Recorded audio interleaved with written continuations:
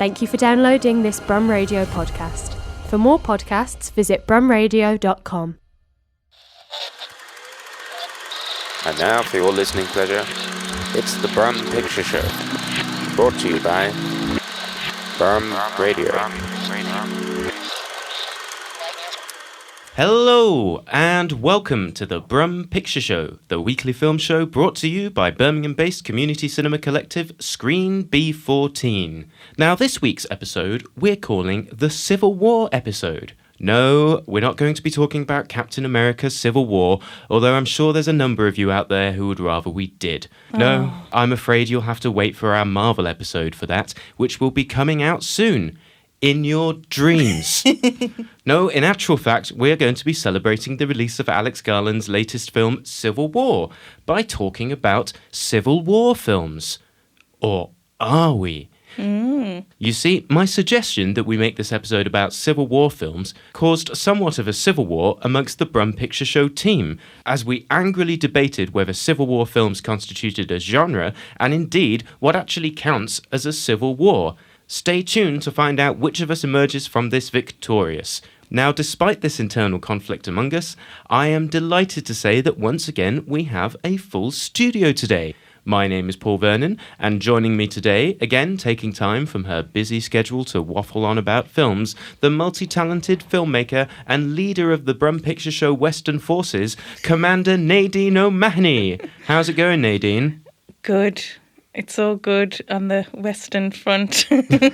I'm glad to hear it. And once again, taking time out from the battle that is post-production on his short film Letters from Space, the leathery-voiced Rory Rawson. Now, Rory, I believe you've just got back from the Cotswolds. How is it down there? Any signs of civil war there? It all seemed like, I gave it a quick check. It all seemed above board. Mind you, we were sitting at a table in a pub and a guy came over and went, "Could you be quiet by a few decibels?" Oh. It was quite passive aggressive, and maybe that could have been seen as a declaration of war. Of war. How many decibels did you... I can't obviously describe it. He sort of got his forefinger and thumb and then reduced it to sort of a few inches. Like Ross in Friends. Yeah, so it was that many decibels. I didn't think we were being too loud, but we were disrupting his lunchtime. Do you remember what you were talking about at the time? What prompted this? Oh yeah, we were talking about how the Cotswolds sucks. So that was probably why. Oh right, well, that sounds like quite a hostile environment. I'm glad you're back in the really friendly Birmingham. Yeah, we got out of there and now we're back in the urban wasteland. So it's good to be back. Oh, that's beautiful. Very good. Well, first of all, as always, it's time for our news section. So I suppose we should kick things off with an update on the ongoing saga of the closure of the Electric Cinema in Birmingham and the future of the culturally significant Station Street upon which it is located. So, some happy news. It's been reported that the petition to save Station Street has amassed more than 20,000 signatures. Woo! Yeah, which is sufficient to force Birmingham City Council to organise a full debate on its future.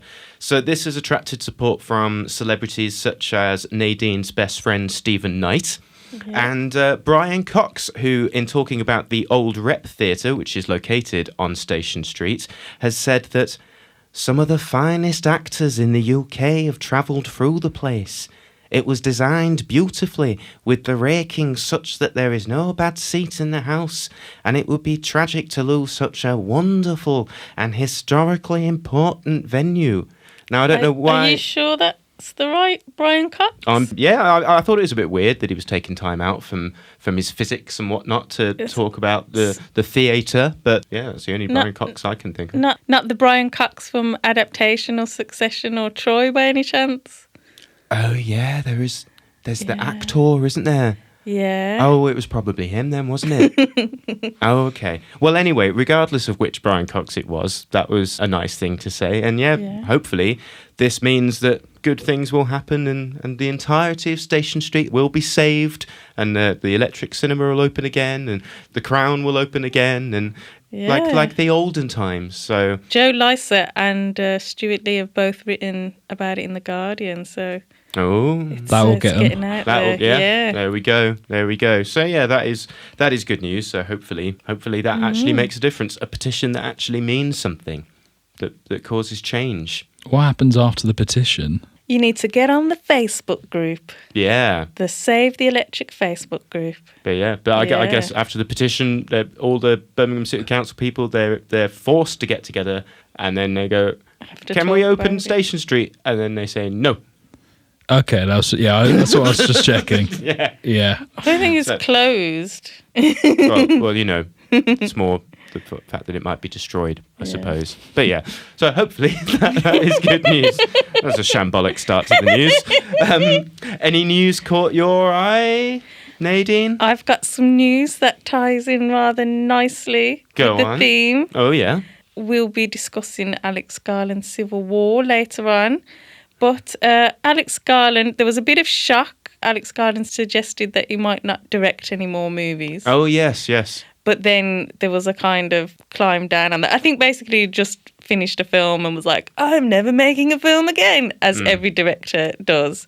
But there's news afoot that in his next film, Michael Gandolfini and Noah Centineo, heartthrob Noah Centineo, have joined the cast. And it will be an A24 movie called Warfare. Oh. So I don't know if this is a sequel to Civil War or if it's just got a similar title. Interesting. But that's all I know. I would be intrigued to see a sequel to Civil War. Yeah, well, I would have thought Infinity War would have been the natural next step for the Civil War franchise. Oh yeah, there we go. This is a Marvel But it's episode had- after all. And it's had the highest opening weekend of any A24 movie. So I guess that's good news Yeah. for A24. Yeah, so good for A24 and Yeah. good for Alex Garland. That's some nice news. I've got some not so nice news. Oh, okay. Eleanor Coppola, wife of Francis Ford Coppola and director in her own right, unfortunately passed away recently. Oh. I'll be talking a bit more about Eleanor later on in the show, but she very famously documented the making of Apocalypse Now. She wrote a book on it called Notes, which is very fascinating. And there was a documentary based on footage she recorded called Hearts of Darkness, which I also recommend watching. Amazing film. There you go. And in her 80s, she made her feature film directorial debut in 2016 with Paris Come Wait, starring Diane Lane. So I think she's one of those that anytime anyone goes, oh, I've passed it, she's one of the great examples of, it's never too late. Never too late. Never too late. That's a nice message.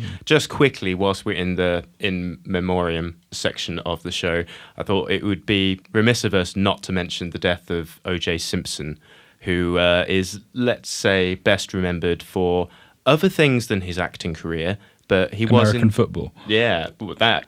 But he was indeed in films, notably the Towering Inferno, Capricorn 1, and of course the Naked Gun films. And I just wanted to share an excerpt that Edgar Wright shared on X, and this is an excerpt from the book Surely You Can't Be Serious, about the making of Airplane. And it's a discussion between Jim Abraham and David and Jerry Zucker, who, of course, directed Airplane, and they shared their memories of working with O.J. David Zucker reminisced about directing O.J. in the Naked Gun movies, and he said that although he actually improved with each film, his acting remained like his murdering. He got away with it, but no one really believed him. And when asked if they became friends, he said, "Not really. The last time I ever saw him was at the wrap party for Naked Gun 33.5. We shook hands. I sold him my knife collection and never saw him again." Is it 33.5 or 33 1/3? 33 1/3 for Naked Gun. Nice one, they do. Yeah. I would have That's the loved important detail. that party. Would have been killer. though. Yeah. Oh, God. Ended. So yeah, there we go. I thought we had to give a mention to that, and I really wish that comedian Norm Macdonald was still alive today, because he was famously fired from SNL for his repeated comments about OJ, and for commenting on his acquittal by saying, "Well, it's official. Murder is now legal in the state of California." So rest in peace, Norm Macdonald. Rory, any news? I love Norm. I didn't think he was going to come up on this one. I love Norm. Did you guys see the Joker 2 trailer? Oh What yeah. it was called? Paul doesn't watch trailers. I don't, but actually I did watch the Scottish comedian Limmy watching the trailer. So that's I need to watch that. Yeah, that's the medium that I prefer my trailers to be absorbed, is Limmy analysing them and tearing them apart. So yeah, what did you think about that, Rory? I didn't like the first one, so No, exactly. I was coming in with quite a negative sort of perspective Well, on things. it's quite a different prospect, though. It's Joker the musical. Is it? that's Yeah, I think it's Joker the film with some songs in it. I think they're backing down a little bit on the whole musical aspect of it, but Well, that's everything that's a musical these days, isn't it? Pretending Well- it's not a musical. well, that's true. To get That's you in. true. Is there anything else to say about it? Well, Looks all right. people are saying That's your news that you saw the Joker 2 trailer. Saw that. people Yeah. are comparing it to La La Land a lot. Like I've seen, like they've taken shots from the new trailer and with shots from La La Land, and they're saying it's basically the same film. So Oh, that'd be interesting to see. that is interesting. Different vibes, though, I imagine. yeah, Yeah. different color grade. No.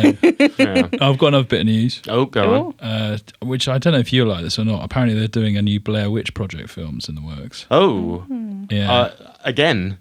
Yeah. Is there a new one of the old one? But there was Well, a I feel- sequel. Well, there was a sequel, and then there was a remake or reboot, wasn't there? Just called Blair Witch. yeah. Came out about 10 years ago, and in fact, I think Adam Wingard might have been involved in that. He directed Your Next and all that. But The problem is it's going to be quite hard to trick people that it's real now. yeah, it was Like, no, the last three were lies, but this one really Yeah, happened. I mean, Which is a funny concept, isn't it? Yeah. We can't trick them with a film. when Did anyone actually believe it was? Well, when the first one came out, in the late 90s, it was a simpler time. There were some people Yeah. who genuinely believed it. I think we spoke about it on the I show think the some other people week. still do. Yeah, I mean, I was 9 and I believed it. Wow. I had a book about it and everything. I was like, Bless oh you. yeah, this happened. So yeah, have you heard anything else about that? What's The that guy- going to be? Oh, the Joshua Leonard, who was the lead in the original one, slams the reboot. Oh, He slams it. he slams it. Yeah. It's in it, so it exists already. No, as in he slams the idea of it because they were using his face as part of the promo or something, even though he doesn't know anything about it. Oh, So he gave it a good slamming. I hope he dear. got paid for that. That sounds very Back to the Future 2 yeah, it does. esque.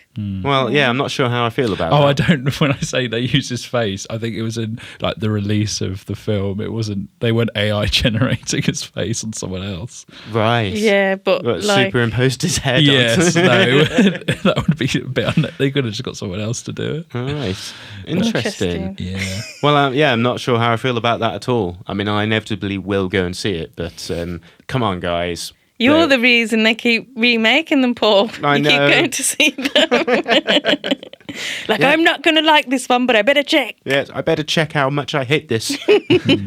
I mean, I love the original Blair Witch Project, so yeah. And again, it's another lightning in a bottle kind of film, but there's no way you can replicate that. But who knows? Maybe it will be a masterpiece. Maybe. Yeah. Anything else news-wise, guys? That's my news. That's your news. Okay, well, very good. Well, just a quick little thing, because this sounds intriguing. Gladiator 2 has debuted some epic footage, and it features apparently a brutal Paul Mescal battling man-eating monkeys, a terrifying Joseph Quinn, and gladiators fighting sharks. Sharks. Yeah, I have some questions about the logistics of this. How does one fight a shark in a coliseum in like a Well, how would spectator people event? see it? Yeah, exactly. I mean, I suppose if you were harpooning them or something, but like if you Yeah. went, like if you were wrestling a shark, Yeah. which is what I'm imagining. It'd wouldn't- be a it quick, would- pretty quick fight, wouldn't it? I Well, you wouldn't suppose? see Yeah. it, would you? Exactly. Anyone can wrestle a shark out of water. Well, I reckon a shark could give a pretty good go of it for a little while. a little Before- while, but it's a waiting game, isn't What, it? what Yeah. happens if the shark has laser beams? laser beams attached to its forehead. Well, hopefully. I mean, this sounds bonkers enough already. I wouldn't put it past Sir Ridley. Get them lasers on them sharks now. Come on. So yeah, it sounds bonkers, this Gladiator sequel. It sounds equally bonkers as the Nick Cave script would have been, to be honest with you. So I don't know. It's worrying me. It's worrying me. You're worried. Well, I can't wait. So fingers crossed. Sharks, man. With lasers, apparently. Yeah, sharks with lasers.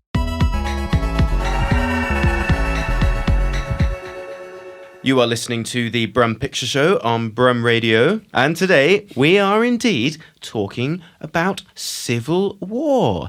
Now, as I mentioned earlier, this topic choice has caused a bit of a civil war amongst us as we debate whether the Civil War film is a genre. No, it's not. Okay, well, therein lies the issue, because I'd say it is. I'd say it is a subset of the war film, just like I'd say a Vietnam film is a genre, Well, that's good that you mentioned that, because Yes. I should be talking about a Vietnam film. Well, yes, but whether it is a civil war, we'll be getting into that later. But yeah, I would say Civil War films, definitely a genre in themselves, and indeed... So what constitutes the genre? What elements does Well, it it needs to have be set during the Civil War. What else? What about That's it. thematically? Yeah. Civil War. What It's are the theme. tropes of What the are the Civil tropes, War? yeah. There's Civil War stuff going on. What's the trope of a war film other than there's war going on? Explosions. Explosions, yeah. People dying. Yeah, okay. So, Like a mentor figure that gets killed at some point. right, okay. A mission. Okay. So, Mission Impossible films, war films. They have Yes. explosions, people die. Oh, Yes. I know. A loved one who receives a letter from home and then starts crying at the Yeah. doorstep. But there's got to be a bit where like a guy's mate, where a guy's friend gets gunned down and he has to drop to his knees and look to the heavens and be like, no! That's what makes a war film. Okay. Yeah. What Well- differentiates a Civil War film from a war film apart from the word civil?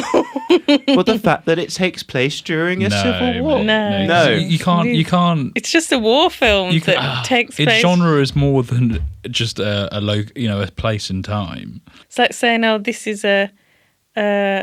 I can't think of an example. We'll be like, oh, this is in the genre of the 1994. It's the 1994 genre. Yeah. Where Yeah. all because all these films are set in 1994. Oh, that's my Maybe. favourite genre. So I'm just... Or this is a Birmingham genre. 'cause Birmingham, it's yeah. a film set in Birmingham. I'm trying to think of, like... You've not thought this through, have you, Paul? Maybe not. I mean, let's break it down, because a civil war is different to any old war. Because the thing about the Civil War is it's two groups who are within one state who are fighting against each other for that one state. So we both are passionate and love, assume, that state and are fighting to occupy what that state represents. Now, that's not necessarily the same as a normal war, because that's often two completely separate identities fighting each other, and that's not necessarily the same as a war of independence, when that's usually a colonial power coming in, and then the state of that country is fighting that. So that is sort of what it is in terms of like a factual difference. But what does that mean on camera? It means on camera it's harder to tell who's fighting who. That is true. That could be okay. That makes sense. Yeah, Oh. that does make sense. Well, I guess maybe you're right. Maybe technically Civil War films aren't a genre, even though I've read articles and stuff that specifically were titled Civil War films as a genre and stuff. Well, what did they say, though? That it was about films set in the Civil War.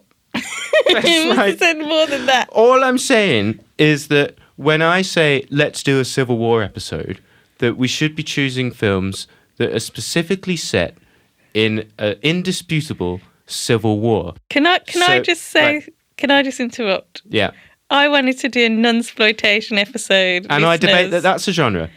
That's horror films with Ooh. nuns in. Ooh. Yeah. I would argue that Would you agree No. with me there, Rory? nunsploitation is so not a You genre. can take it up with Mubi, who had a nunsploitation season. Okay, yes, but Mubi have also got a section called Funny Ha Ha. They're grasping Are you at saying straws. Funny Ha That's Ha is not a a genre? They didn't. Nunsploitation is a genre. It's non-exploitation films. There you go. Which is a subset of exploitation films. Yeah. So, ergo, Civil War films are a subset of war films, So, right? well, that's different. You're saying it could be a subgenre. Yes, War film. a subgenre. Do we accept it as a subgenre? No. I think we just need to move on. I think we're stalemating here. Okay, well, there we go. I told you this would turn into a civil war amongst the Brum Picture Show people. But that's fine, that's fine. I just wanted to call the episode the Civil War episode, and then I just wouldn't back down. Can I just say, listeners, that Paul's argument for calling it the Civil War episode was for SEO purposes. Yeah. My logic is everyone's going to be going, oh, that Civil War film's out. I'm going to search for radio shows or podcasts about Civil War. And you watch, we're gonna go viral now. Do let us know if you would have preferred a nunsploitation episode, and you can email us at Picture Show. When the nuns come in. Picture Show. Well, the nuns will be coming when today. When the Pope comes to visit, nunsploitation. I will get my nunsploitation in today. Picture Show at brumradio.com. There we go. So yeah, there's been a bit of debate, and it is debatable whether any of us have actually chosen proper Civil War films. But go on. Nadine, as always, you want to start us off?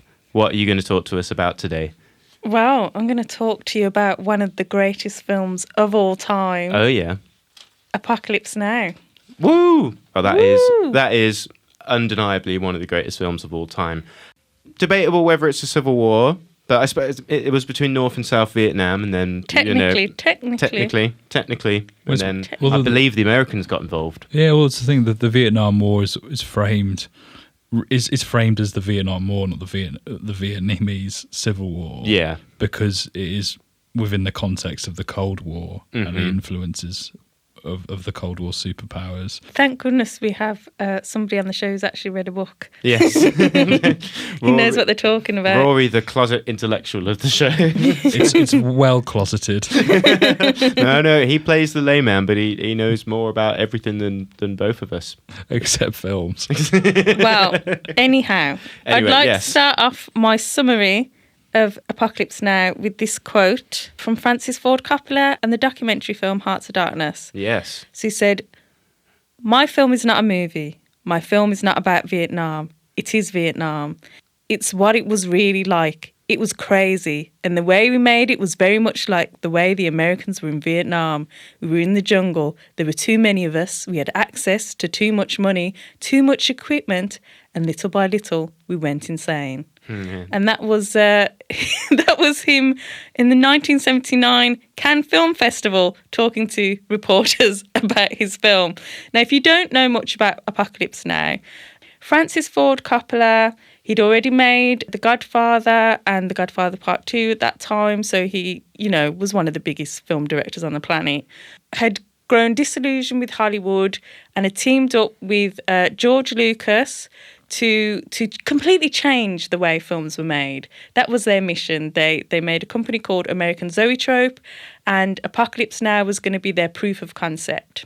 Fascinatingly, we nearly got a very different version of Apocalypse Now. And bear in mind, this is one of my favourite films. It is one of the greatest films of all time. And I can't imagine another version of it. But if we ever did have another version of it, I think George Lucas's black and white mockumentary version that he was planning to shoot during the Vietnam War whilst it was going on in Vietnam, I think that would have been worth watching. Wow. I was going to say, we already have 3 versions, don't we, of Apocalypse Now? Yeah, but we don't have that version, No, we sadly. don't. Can you? Wow, that would be something to behold.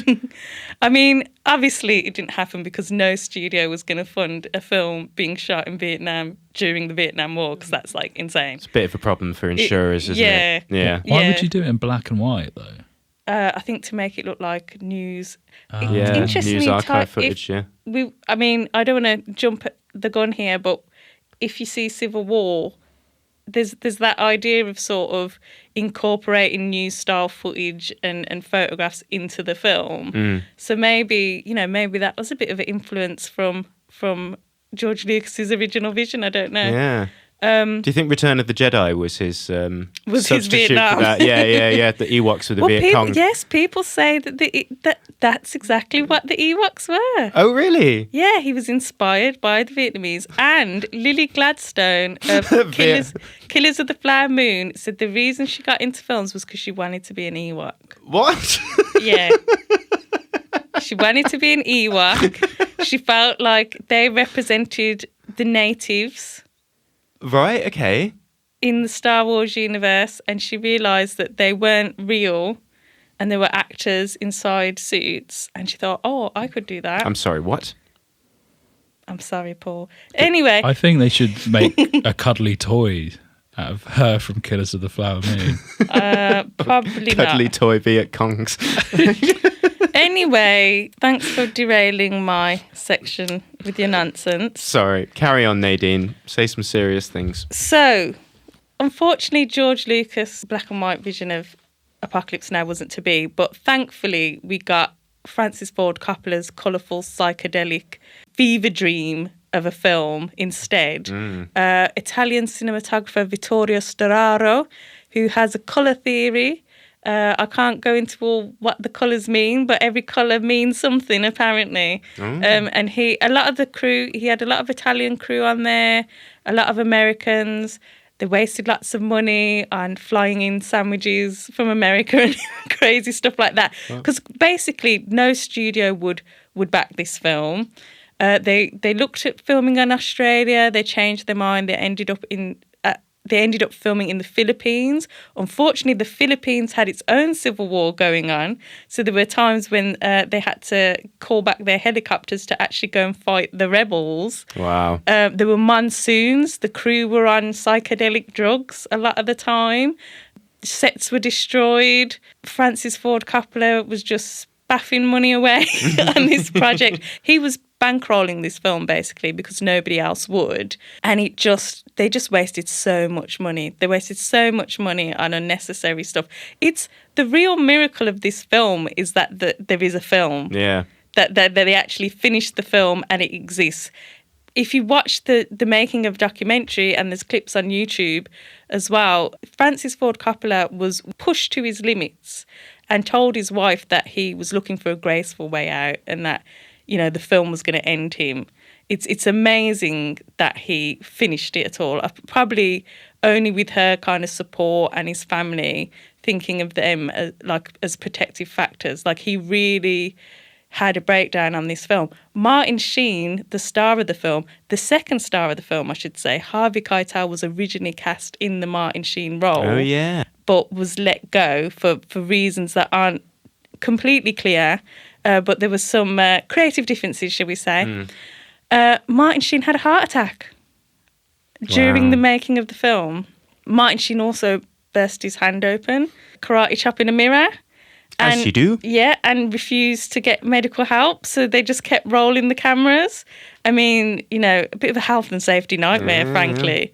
There were scenes that were shot, hugely expensive scenes that were cut out of the film, left on the cutting room floor. I mean, it's definitely worth either watching the documentary Hearts of Darkness, or there's an amazing in-depth series of YouTube videos by Cinema Tyler, which I absolutely love and I'm obsessed with, and goes into even more granular detail. So the film itself is amazing, but the making of stories is even more insane. But just to talk about the film itself, absolutely amazing performances from Martin Sheen, from Larry Fishburne, Dennis Hopper, Marlon Brando, who basically improvised all his scenes, and Robert Duvall was absolutely robbed of an Oscar for his performance of Lieutenant Kilgore. It's really absurdly funny in places. Like, it's a very dark humour, but there's definitely some scenes that make me laugh out loud, certainly. And there's scenes that make me cry. I've seen this film many, many times, and there's a lot of the film is a mixture of John Milius's script, which Francis Ford Coppola rewrote. It was based on the novella Hearts of Darkness, but they transposed it from the Congo to Vietnam, and also improvisations from the actors. So there's a scene in it that's particularly harrowing and upsetting, which was inspired by the My Lai massacre in Vietnam. And it's still, every time I watch it, it still gets to me. It's still really emotional. There are 3 versions of it. I prefer the theatrical version because it's much tighter. It just feels they're on this mission, they're going down this river, almost like a descent into hell, really. And the other versions, I think, take away from that momentum. But I think they're worth watching if you're a completist, if you want to see what all the fuss was about with these scenes and why they were taken out. But personally, my favourite version is the theatrical version. And we get some amazing music from The Doors. And yes, so just very visually, very beautiful. Definitely an anti-war film. It makes war seem like the most insane, ridiculous, absurd thing that anyone could ever do. Can you think of many pro-war films?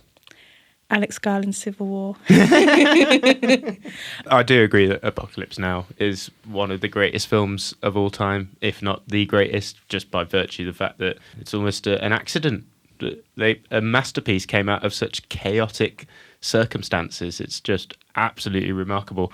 And I absolutely agree that everyone should watch Heart of Darkness and all the versions of Apocalypse Now. It's it's something else. I think as well, if you're a filmmaker, it sounds a bit extreme, but Hearts of Darkness is going to be so relatable. Yeah. Because the way he just talks about, like, this movie's going to be, I won't say the words on air, but this movie's going to be rubbish.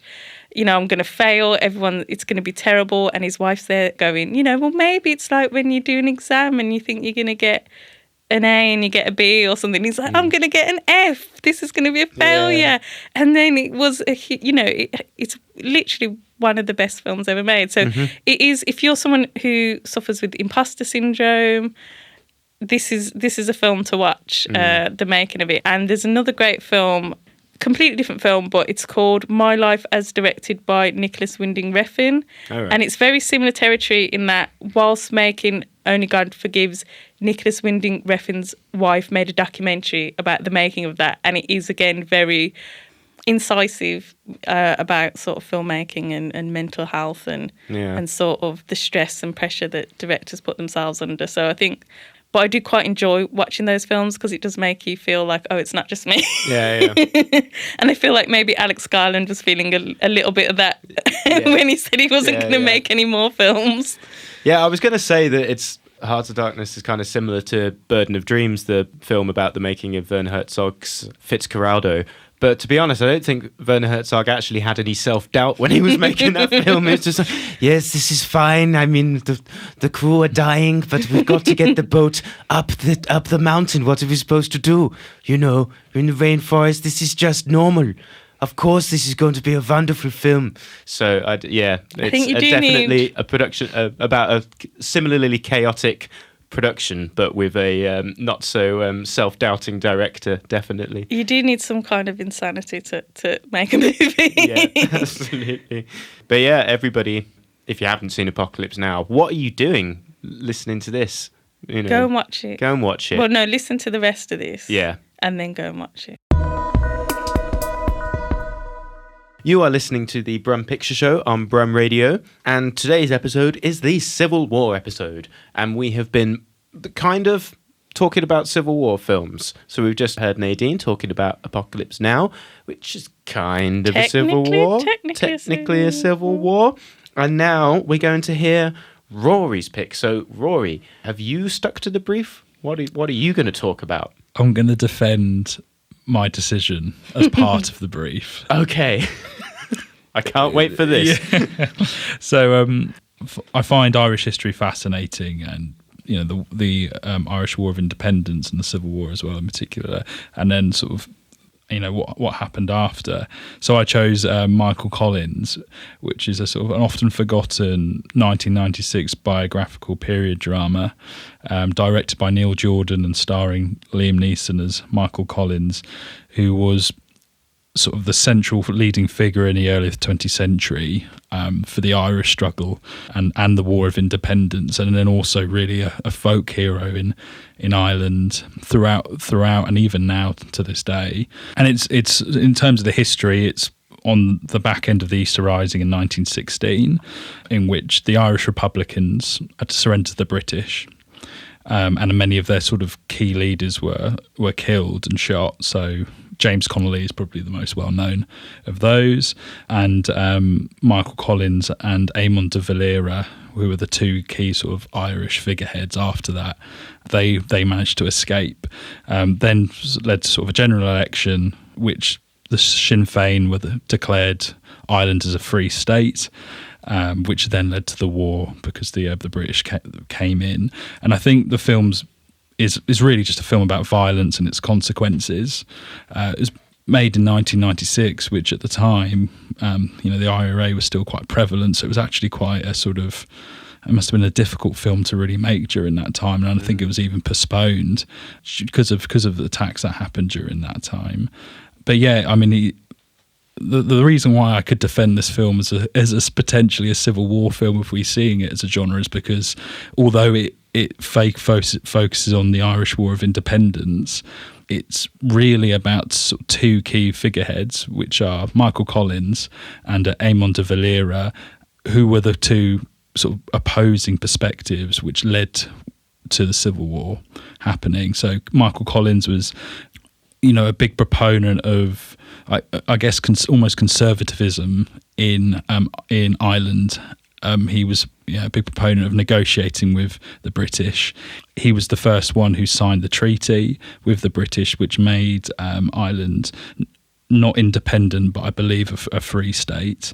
And he was also the one who made the decision to sort of sacrifice Northern Ireland and have that north-south divide, whilst Eamon de Valera was much more sort of, radical in that he completely rejected, any sort of negotiation with the British. So that's why it was in some ways a Civil War film, because it is divided about one place and the history of one place and its future, which I think is what a Civil War film is compared to, other films of its kind. We'll allow it. Yeah. As long as we don't get any angry emails from Irish people who know a lot more about this. Well, if my dad tunes in. Yeah.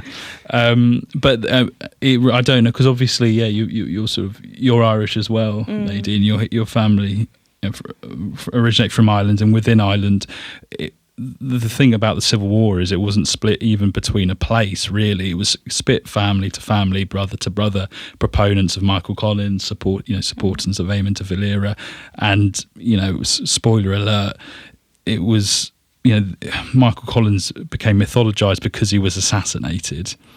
That is a spoiler. I didn't know that. Yeah, but he's a key sort of martyr. And he became a martyr, and he has become this folklore hero. He's known as the big fella due to his big stature, and he became this. And the film really takes a sort of, it has its perspective. It really it martyrs him in many respects, and it makes Eamon de Valera as this sort of weaselly sort of character, which it probably wasn't particularly fair, but Eamon de Valera in the context of the film and the history even said history will record the greatness of Collins at my expense. So I think the film is an interesting sort of depiction of that history, and but it is flawed in that way. And there's also Julia Roberts in there. What? Yeah, What? she in there. She plays a love interest in a love triangle. Irish? She's not doing an Irish accent, is she? Yeah. Oh. How is the accent? It's okay. It's okay. It's not quite far and away. She is overshadowed by Liam Neeson, who I'm not the biggest fan of Liam Neeson, I but love him. he is very, very good at this because it's a very Liam Neeson-y role. It's, he can shout and he can sort of be masculine. So you got a particular set of skills. He's got a very particular set of skills, and one of them is bellowing voice. And he's also got Alan Rickman in, who does this sort of. Is he Irish as well? Alan Rickman. Yeah, well, yeah, he played, and he does. Yeah, he's brilliant in it as well. So I'd definitely recommend it. Yeah, that's quite the cast. Yeah, it's a film that's long forgotten, I think. Yeah, in some ways. Because I got to admit, I thought you were talking about Michael Clayton. I was like, what's that got to do with anything? That's definitely not fulfilling the brief.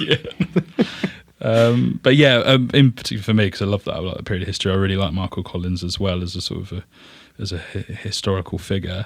But yeah, definitely. So that was my choice. Oh, that's a good choice. No, I like the sound of that. Well, thank you very much, Rory.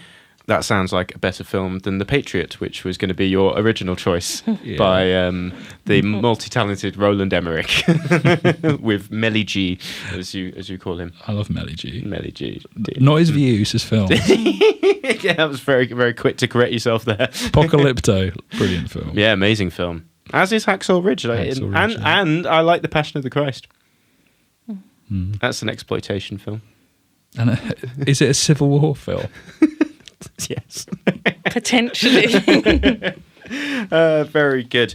Okay, so, well, now it's time for my pick. And admittedly, one might argue that my choice isn't really a Civil War film either. Paul, or any of them? Or indeed a war film at all. But it is actually set Is it a film? It is a film. Well, that's debatable as well. It could be more considered an art installation, but no. At least it is a film that is set in an indisputable actual civil war, and you can't deny that. So this is set in the English Civil War in the 17th century, and it is called A Field in England. Now, this is directed by possibly my favourite British director, Evs, Ben Wheatley, director of Sightseers, Kill List, Free Fire, High Rise, and of course, Meg 2, The Trench. And it's from a screenplay by Amy Jump. And yeah, it is set in the English Civil War, but the war is kind of happening in the background. It's off screen, and it follows an alchemist's assistant called Whitehead who flees from his commander and is saved by a soldier called Cutler. They then meet a couple of deserters, and they all embark on a journey across said field in England to try and find an ale house away from the horrors of the war, because no one's really noticed that they've gone missing. And then they wind up, of course, consuming some magic mushrooms and somehow conjuring an Irish wizard who takes control of the group and insists that they help him find a treasure buried somewhere in the field. And what follows is one of the most bizarre psychedelic nightmares committed to film, and it is very much, it's one of those films that invites you to bask in its atmosphere rather than actually understand it. I just love it because it's just, I love my weird. This is definitely in the it's almost an experimental film, but it's also full of great comedy actors. Not that you'd really call it a comedy, but it does have some very funny moments. So it stars Reece Shearsmith of League of Gentlemen, and he would go on to work with Wheatley again, but this was the first time working with Ben Wheatley, and apparently Ben found it difficult because he was such a fan of the League of Gentlemen. And it also stars Michael Smiley, who listeners of a certain age will remember as Tyres from Spaced. And it also has a brief appearance from Julian Barrett of The Mighty Boosh. But yeah, as I say, despite this kind of comedy legends populating it, it's not a comedy as such, but it's got some funny moments. It does have some funny moments and some great lines. And one of my favourite lines is, you think about a thing before you touch it then. And Reece Shearsmith goes, is that not usual? And then the guy friend goes, not in Essex. So it's great.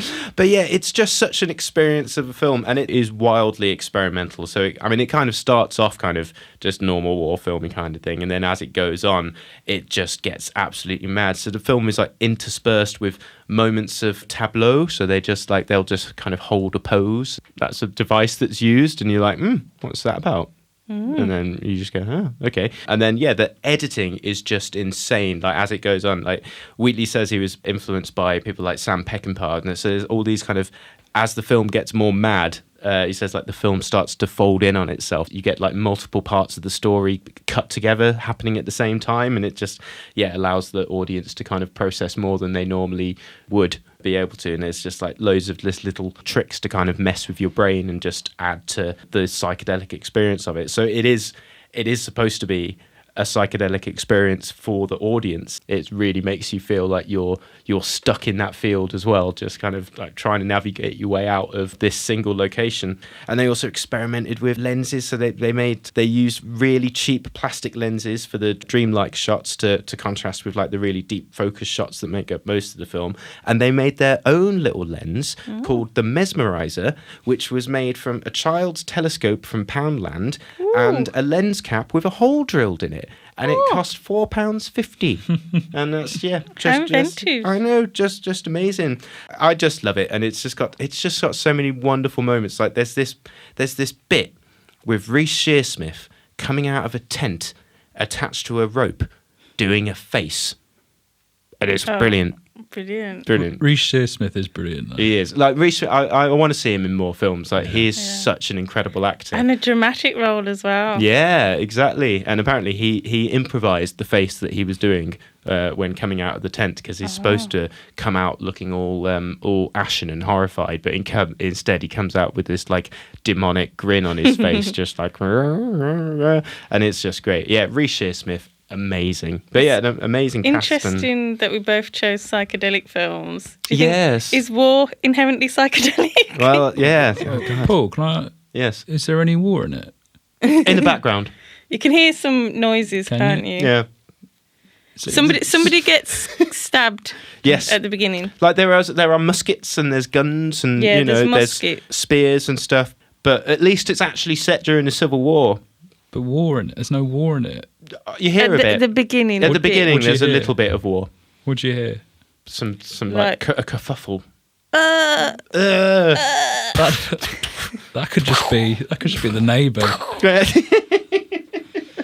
Yeah, so I admit maybe I didn't even stick to my own brief, but I bought it on Blu-ray, and I was like, I really want to talk about this. Just It's 'cause set you in the invested. Civil War. Yeah, exactly. I spent £8 on that.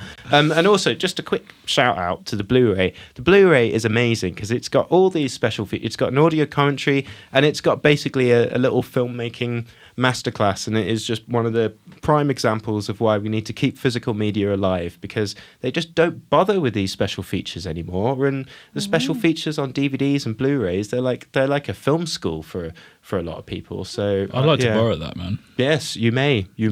I will allow that. But yeah, people keep physical media alive. Keep buying it. But anyway, I absolutely love it. You may not, but I want to recommend that you watch it. It's definitely out there. Yeah, It's quite surreal. Yeah, but yeah, put it on a Friday night with your bros. I'm concerned. But yeah, yeah. Once again, I'm just trying to trick people into watching something impenetrable. That is my way. I just love Ben Wheatley, and it's set in the Civil War, so Less sharks in it then. there you go. Yeah, there's only like 1 or 2 sharks in it. Oh. Yeah.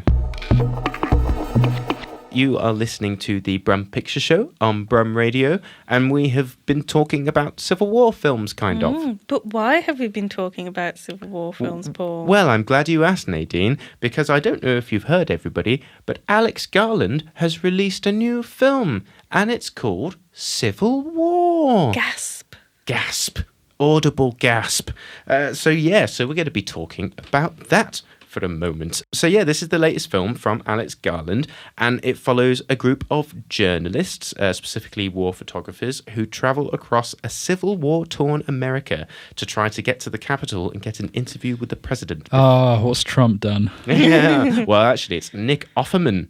Yeah. Yeah. And it's not really clear what he's done, to be honest, because the politics of this film are incredibly vague, and it's more just kind of a backdrop to... It's more about war photography than anything, Yeah, I think. this is a film about photography. But yeah, so it's interesting because... Yeah, because I think, Rory, you said on the show a few weeks ago that you were confused how the film wasn't about the left and the right. And I think, Nadine, you saw on Twitter the other day, someone was saying, I'd love to know what the president did. It was on Letterboxd. Somebody said, I'd love to know what the president did that made California and Texas join forces. Yeah. So in this world, California and Texas are united in something called the Western Forces, and they are going after the president. And Florida has tried and failed to do something. Exactly. But it's not clear what. It's not clear. No, it is really vague. It's so vague. It's so vague. And I think possibly purposefully so. I think it is purposeful. So as not to cause too much of a ruckus, because if it had just been... Mind you, they do make reference to... There is a moment where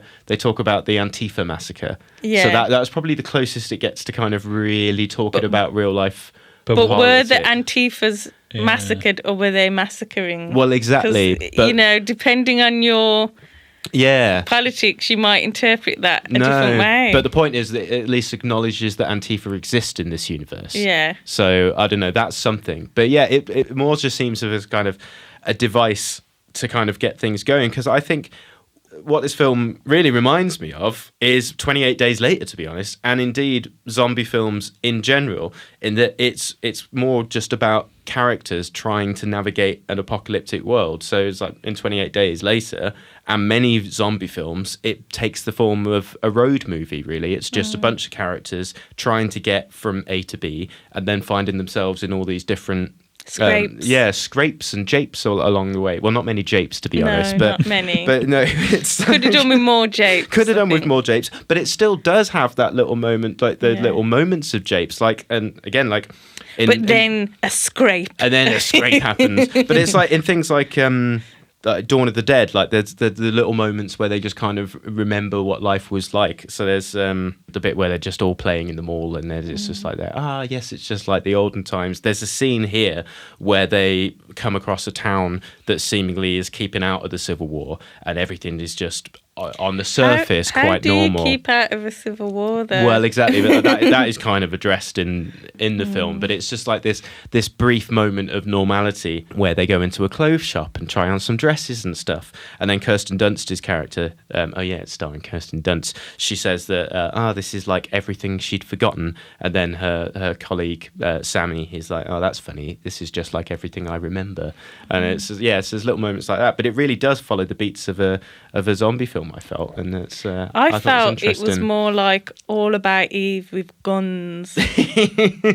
I think the Kaylee Spaney character is kind of the starlet. Indeed, yes. And the Kirsten Dunst character is like the Betty Davis character. So yeah, basically Kaylee Spaney's character is a young up and coming photographer. And she she's basically a big fan of Kirsten Dunst's character. But yes, if you've seen All About Eve, you know where that's going. Yeah, she insists on tagging along. Yeah, I don't know. It is.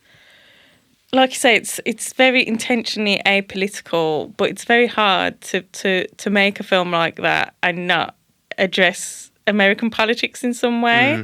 And one thing that I was quite disappointed in was not like sort of the Republicans versus the Liberals or the left versus the right, but the race politics in it. I felt, the main characters, there's a bunch of characters in it, and, some of them die, spoiler, but the main characters are the white characters, or the whitest characters that are sort of forefronted for me. And there are images.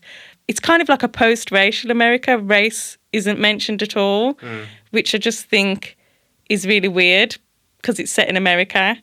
And there's a lot of we see a black man being shot, we see a black woman being shot. It's just not remarked on in any way, but it doesn't feel like. To me, I just feel like there could have been some kind of acknowledgement of that. And gender politics as well is not in any way remarked upon. It's like a post-racial, post-feminist, post-politics America. And I just think that's too much science fiction for me, I think. It is an Alex Garland film. Yeah, but it's too close to now as well. I think it's just an excuse to have, guns and explosions and that in America and be like, imagine war, but here. Yeah.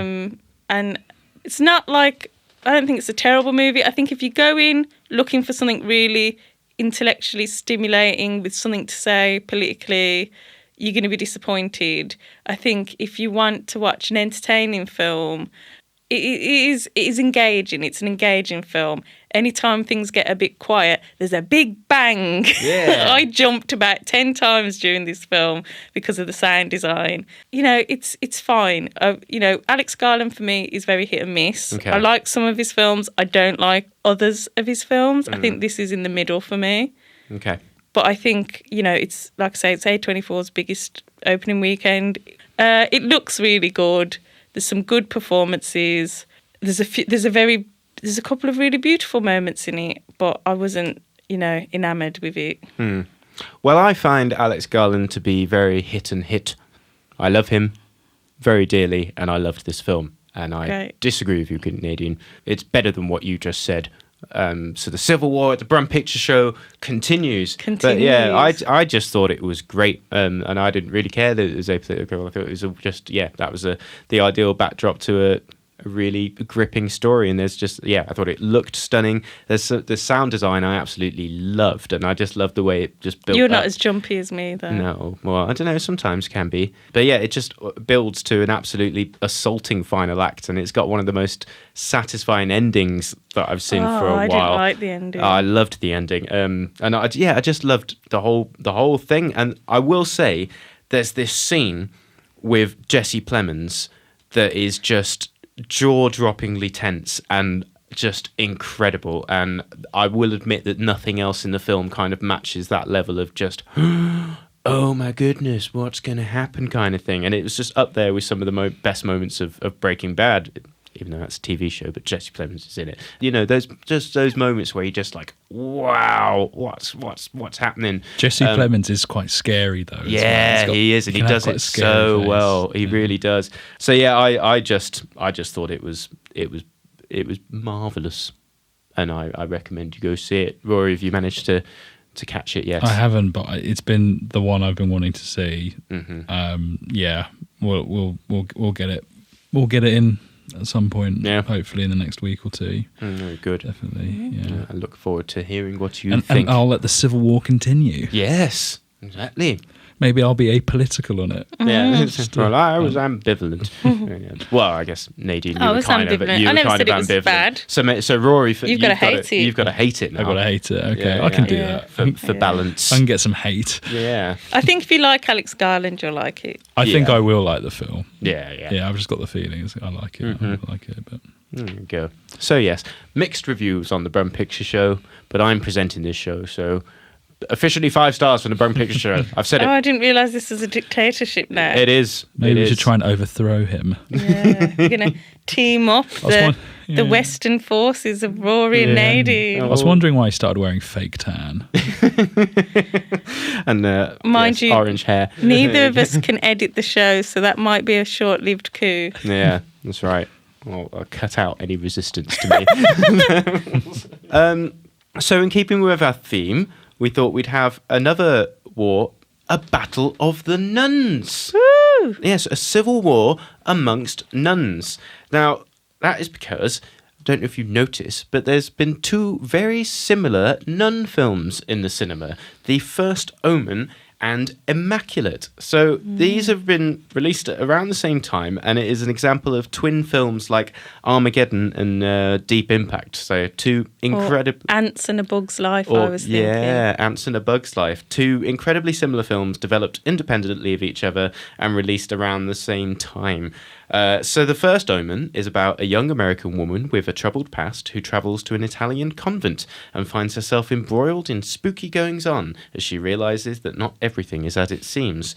And Immaculate is about a young American woman with a troubled past who travels to an Italian convent and finds herself embroiled in spooky goings-on as she realizes that not everything is as it seems. They're even more similar than that. There's many beats that you see in both films, and it is kind of bizarre. It's uncanny. I'd say the main difference is the first Omen is set in the 70s.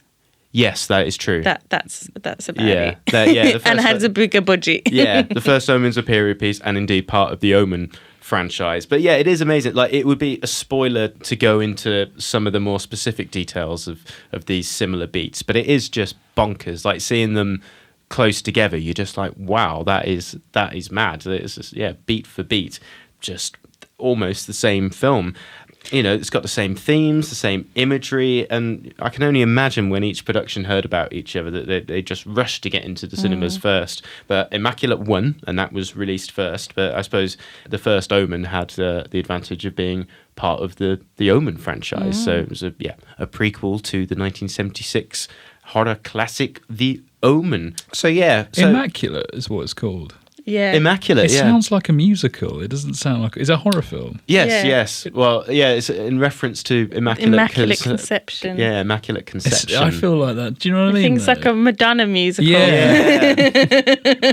Yeah, it makes sense when you see it, but I suppose, yeah. I watched if you just saw Immaculate at the that- cinema the other day. Yeah. I was thinking, ooh. Well, there's another difference between both the films, actually. Immaculate is an 18 rated film. The first Omen is 15, but I have to say, I'm quite baffled by those ratings. I've watched both of those films, and I'd have to say, there are some scenes in the first Omen, and by the way, I'm a horror fan, and I'm not easily scared or disturbed, but Yeah. there are scenes in the first Omen that will sit with me for a while. Yeah, And it's quite shocking, you know. It's bonkers. I don't know how they wrangled that. Yeah, there's this... yeah. Whereas I find, even though it's quite gory and there is a fair amount of blood, I find that Immaculate was less scary for me.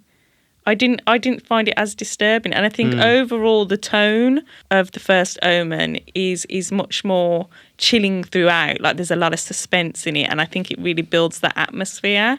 Whereas I felt like Immaculate was unintentionally funny quite a few times, a few of the line readings, or it just kind of, the tension was sort of lost and then bam, it came back again. So I think overall the first Omen was much more successful in creating a kind of spooky, disturbing atmosphere. And some of the visuals I thought were stunning. So that was an interesting difference between the two of them. Yeah, I mean, I do agree. I'd say the first Omen is the more mature film, which is surprising for an Omen sequel, because it would have been tempting for it to kind of follow the beats of the original and have it be a series of like absurd Final Destination style deaths, but this really takes its time to develop its characters and build up to its final revelations. Get it? It's a book, like the Book of Revelations. But I think it's they both cover very similar themes to do with kind of feminism, female body autonomy, and other sort of very hot topic subjects right now. I think that the first Omen, like you say, is a bit more mature. It's a lot deeper. There's some criticism of the church. It sort of contextualises it because of the 1970s setting. But it's not an elevated horror. It's still a full-on horror film, but it just touches on these subjects, but it touches on them, I think, more deeply than Immaculate does, which I think is a bit more of a popcorn horror movie. But I kind of enjoyed that about Immaculate, though, and I liked that it was just a very tight... You know, it's only about 90 minutes. It knows what it's doing and gets it done. And I think it has a more satisfying ending. Because, again, both films kind of culminate in just really bombastic performance from the female lead. And then something happens. But there's a thing that happens in Immaculate where I was just like, yes. And then it just ends. I was like, that's brilliant. Job done. Yeah, some You've people done what you wanted. have complained about the ending of First Omen, but obviously it has to tie in with the original film. Yeah. I think it does quite well. Yeah, I thought where First Omen failed was in the fact that it had to kind of lead up to the Omen original. And that's where it got sillier for me, is in that it directly leads up to the first part. And it's in doing that it kind of... I don't know, kind of stumbles over itself a little bit. But yeah, having gone back to the original Omen sequels and just going, they're ridiculous. Like, it is definitely the best Omen film since the original. So I got to, Which is a very good film. Yeah, I also want to it say is. there's some beautiful, both of them sort of have giallo references, which I loved, being, you know, Italian horror films. And there was definitely sort of, First Omen sort of touches on Jacob's Ladder, which I really enjoyed. There's a lot of references. So if you're a horror fan, go watch both.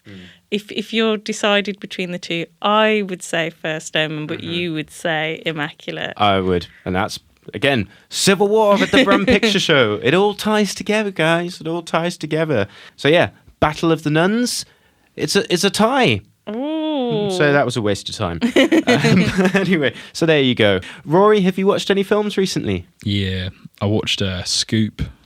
I thought you were going to say Scoobs. Oh. Yeah, the Prince Andrew one. Is it good? Right, Is it yeah. good? Is it worth it? Yeah, I thought it was good. Yeah, I thought Billy Piper's really good in it. It felt like it didn't feel like a sort of, you know, a cinematic release. It felt like a sort of a TV movie or an extended episode of TV. But still really good. It was really interesting and great performances.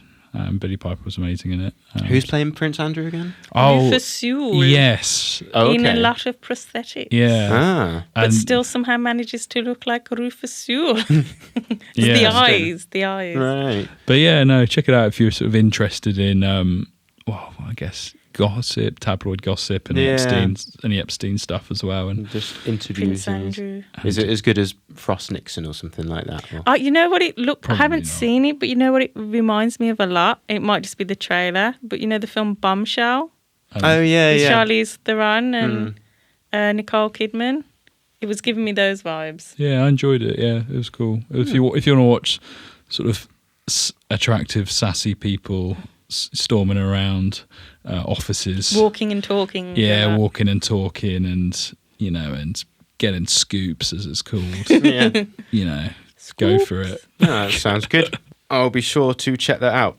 On Netflix, I think. On the old Netflix. Yeah. Yeah. But anyway, that's probably enough for the reviews section this week. But now we've just got time for Nadine's roundup of local news and events. On the 26th of April, Sturchley Open Cinema will be showing Parasite at Sturchley Baths. Do check out their socials to buy tickets. On the 7th of May, Journey Film Club will be showing Steel Magnolias at the Birmingham LGBT Centre. On the 17th of May, Overlap Social will be taking part at Norton's Digbeth. So if you're a fan of animated shorts, do check that out. And we'll be having our own short film screening on the 23rd of May at the Cuban Embassy. On the 10th to the 19th of May, we have the Flat Pack Film Festival at various locations in and around Birmingham. On the 15th, Whatever Pays the Rent, as part of Flat Pack, will be showing Mean Girls at the Mockingbird Cinema. On the 17th of May, Sturchley Open Cinema will be showing All of Us Strangers and Fabulous Femininities and Filmmaker Discussion at Sturchley Baths. And on the 21st of May, Journey Film Club will be showing The Little Mermaid at the LGBT Centre. Lovely. Some exciting stuff coming up then. Yeah. Well, that is it for another episode of the Brum Picture Show. Do be sure to join us again next time. And in the meantime, it's goodbye from me, Paul. It's goodbye from me, Nadine. And goodbye from me, Rory. Goodbye. You have been listening to The Brum Picture Show, a Screen B14 production for Brum Radio. Tune in next time for more film fun, and don't forget to email us at pictureshow@brumradio.com. Thanks for listening. Goodbye.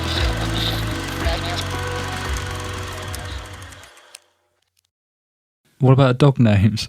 No dog names. Oh, no dog names this week. What happened, guys? I know. Oh, the dog it's names. over. The dog names, I think, is gone. It's quite disappointing, really. I want more dog names. I know. Cat names. Come on, guys. Give us something. Thank you for listening to this Brum Radio podcast. Don't forget to subscribe and rate us on your podcast app.